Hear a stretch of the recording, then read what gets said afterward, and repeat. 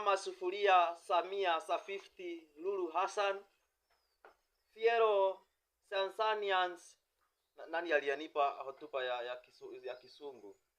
Okay, iko kwenye page ya pili Ndugu wananchi, namshukuru Mungu kwa kuniwezesha kufika siku hii ya kipekee.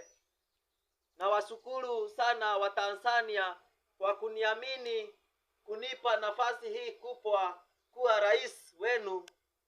Naahidi kuwatumikia kwa uaminifu, haki na kujiokolea kwa ajili ya maendeleo ya nchi yetu. Tutaendelea kudumisha amani, mshikamano na kuhakikisha kila Mtanzania anapata huduma bora na maisha bora. Tushirikiane kwa pamoja kujenga taifa letu. Mungu abariki Tanzania. Moja tunasonga mbele. Mbele pamoja.